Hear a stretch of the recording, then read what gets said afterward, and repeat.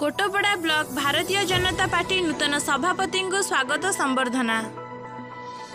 कोटपड़ा block रे बहु दिन धरी ब्लॉक सभापति चयन हो पारि नथिला, हेले बहु कल्पना जल्पना परे राज्य भारतीय जनता पार्टी तरफ कंधमाल जिलार विभिन्न ब्लॉक रा सभापति नाम घोषणा करा जायथिला और आज नूतन भावे चयन कोटपड़ा ब्लॉक सभापति प्रकाश सुबुधी को दलर कर्मी माने पुष्पमाल्य दे स्वागत संबर्धना जणाइथिले। ब्लॉक रो विभिन्न पंचायतरू आसीथिबा दलीय कर्मी मानक मध्यरु 23 जन सक्रिय कर्मी को सर्वसम्मतिक्रमे विभिन्न कार्यकारिणी कमिटी रे अंतर्भुक्त करा जाई कोटपड़ा रे दल को मजबूत करने को आलोचना करथिले और आगामी दिन में जेपरी भारतीय जनता पार्टी आसीबो सेथिप्रति आलोचना मध्य करथिले। प्रलय रायंग रिपोर्ट, युवशक्ति न्यूज ओडिशा।